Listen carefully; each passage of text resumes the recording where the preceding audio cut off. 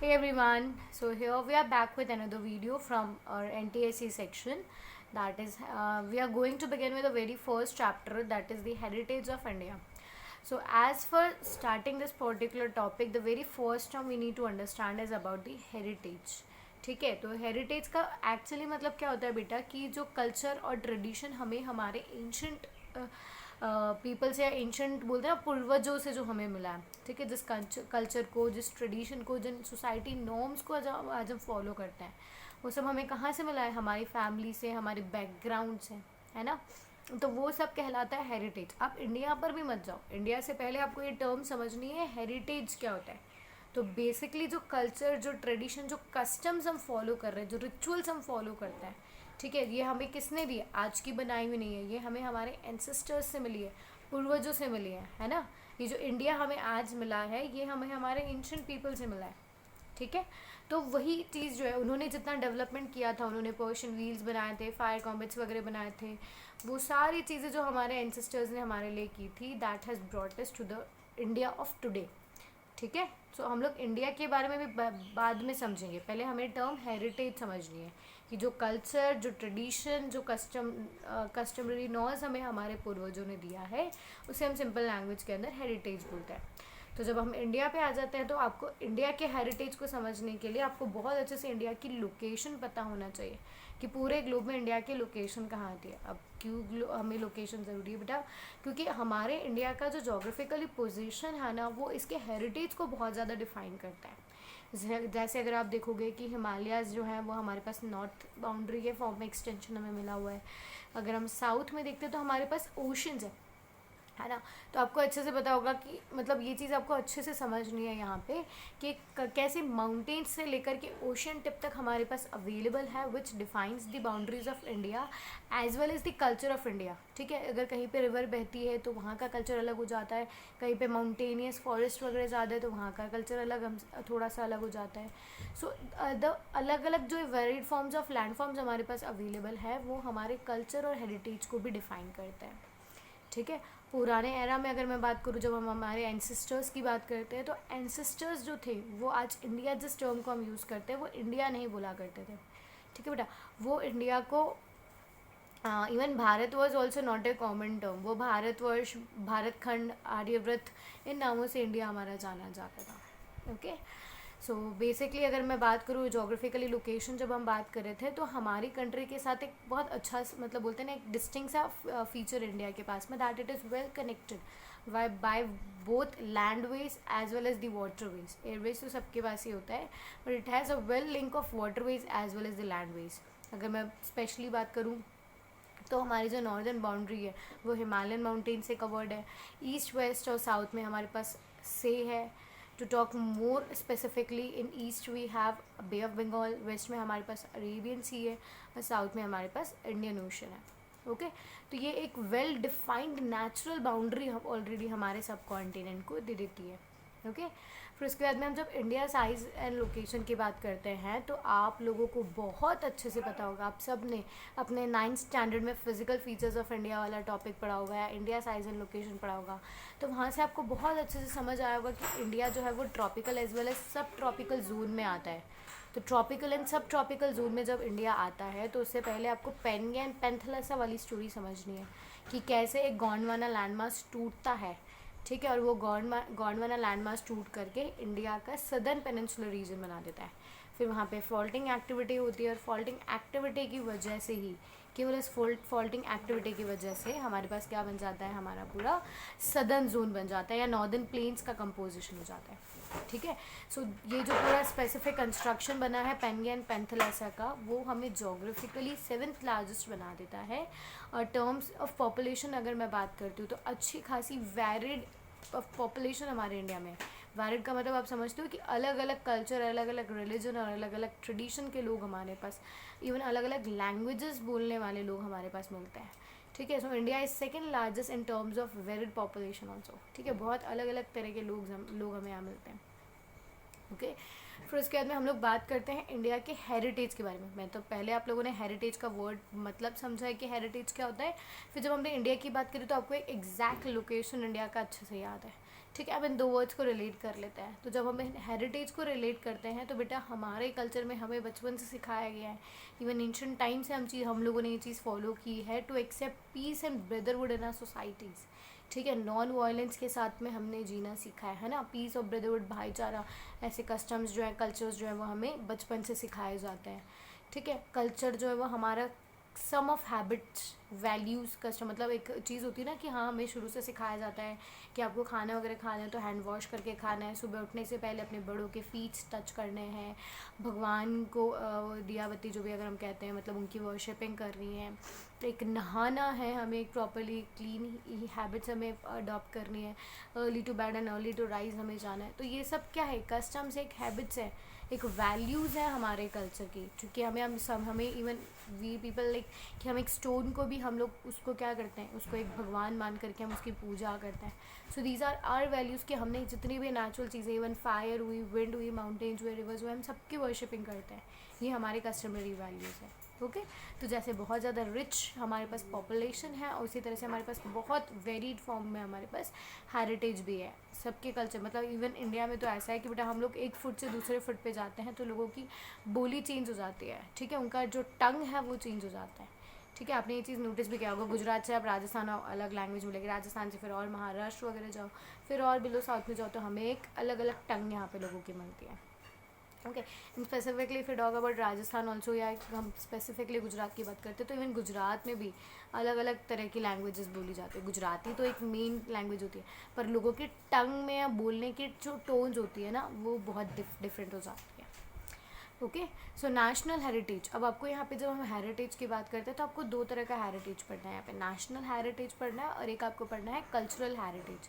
तो जब हम नेशनल हेरिटेज की बात करते हैं तो इंडिया के पास बहुत सारे डिस्टिंक्ट फीचर्स हैं, बहुत सारे डिस्टिंक्ट फीचर्स हैं। जैसे अगर आप बात करोगे तो इंडिया के पास माउंटेन्स हैं, फॉरेस्ट है, डेजर्ट्स है, rivers, seas, trees, plants, insects, मतलब बहुत सारे varied form of land forms हैं, रिवर्स है, और क्या बोलते हैं एनिमल्स वगैरह, सारी चीज़ें हमारे पास अवेलेबल होती हैं। स्पेसिफिकली आप थोड़ा इन फोर पे फोकस करो कि जब लैंडस्केप की बात आती है तो लैंडस्केप में आपको पता है इंडिया के पास अच्छे से प्लेन्स हैं, प्लेट्यूज़ हैं, माउंटेन्स हैं, हिल्स हैं, डेजर्ट्स हैं, आइलैंड्स हैं। तो ये सारा पूरा चैप्टर जो आपका फिजिकल फीचर्स ऑफ इंडिया वाला है टॉपिक जो है वो पूरा यहाँ पे आ चुका है। तो फिजिकल फीचर्स ऑफ इंडिया में आप लोगों ने जितना भी पढ़ा था कि हिमालयन माउंटेन्स के बहुत इंपॉर्टेंट टॉपिक होता है फिजिकल फीचर्स हमारे एनटीएससी के लिए, कि हम लोग उसके अंदर जो वेरिएशंस पढ़ते हैं कि नॉर्दर्न प्लेन्स, जैसे हम लोगों ने हिमालयन माउंटेन्स आपने पढ़ा होगा, तो हिमालयन माउंटेन्स के अंदर आपने ग्रेटर हिमालयास, मिडिल हिमालयास, शिवालिक्स वगैरह सारी सब चीज़ें पढ़ी होगी। उसका ये नॉर्दर्न प्लेन्स का भी डिवीज़न हम लोगों ने पढ़ा होता है, गंगा प्लेन्स क्या होते हैं, है ना, ब्रह्मपुत्रा प्लेन्स क्या होते हैं, इंडस पंजाब प्लेन्स क्या होते हैं। तो उसके बाद में इवन हम लोग जब प्लेट्यूज़ पे आते हैं तो हम लोगों ने सेंट्रल हाईलैंड और डेक्कन प्लेट्यूज़ पढ़ा होता है। आइलैंड ग्रुप्स में हमारे पास अंडमान एंड निकोबार है, लक्षद्वीप है।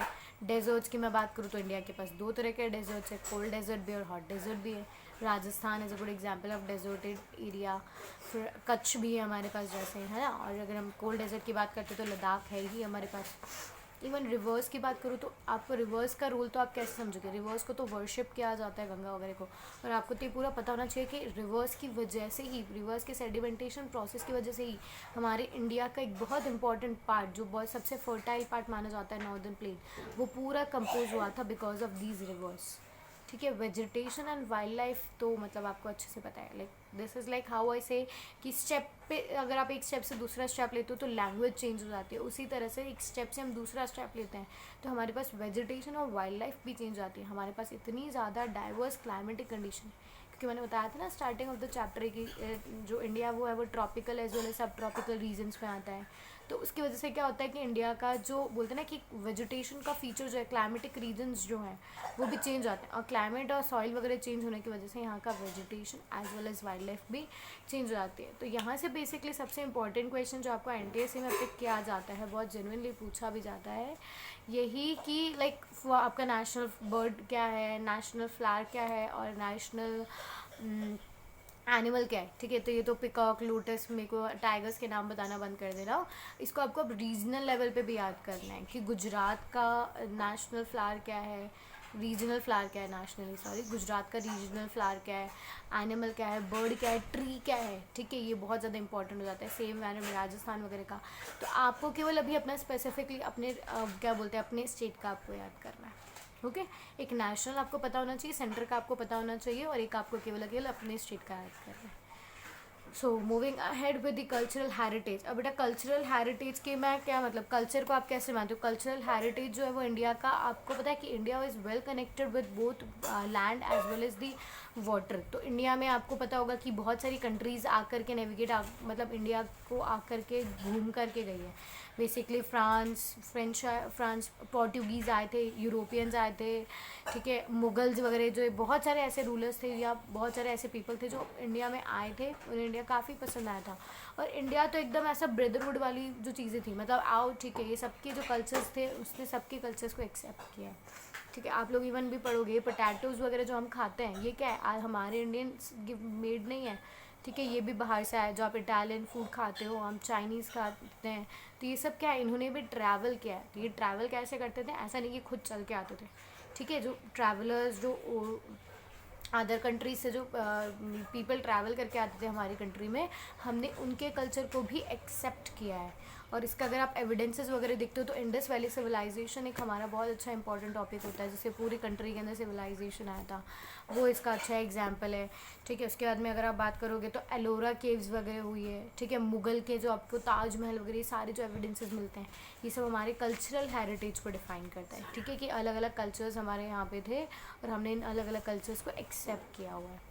ओके फिर स्पेसिफिकली बेटा आपके पास एक बहुत इंपॉर्टेंट टॉपिक चीज़ है आपको याद करने के लिए, आपको बहुत इंपॉर्टेंटली ये याद करना पड़ेगा कि जब हम कल्चरल हेरिटेज ऑफ गुजरात पढ़ते हैं, इंडिया भी नहीं, हम कल्चरल हेरिटेज ऑफ गुजरात अगर हम पढ़ते हैं, तो हमारे पास यहाँ पे ना बहुत सारे काइंड ऑफ फेयर्स लगते हैं।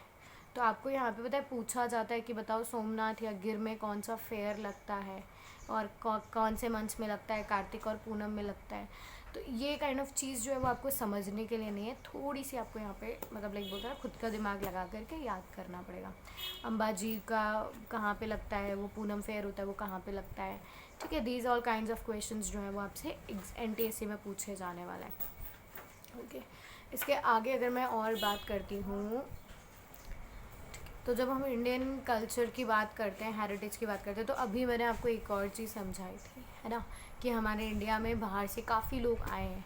तो यहाँ पे बहुत सारे लोग आए हैं और उनको इंडिया इतना पसंद आता है कि वो यहीं पे सेटल वगैरह हो जाते हैं, ठीक है। तो कुछ ऐसे कम्युनिटीज़ है जिनके बारे में भी हमें समझना है। तो सबसे पहले हमारे पास कौन आ जाते हैं, नेग्रियोट्स आ जाते हैं, मतलब I will have a little bit, I am having a problem with their pronunciations, तो आप उसको देखना, नेग्रिट बोला जाता है, ठीक है बेटा को।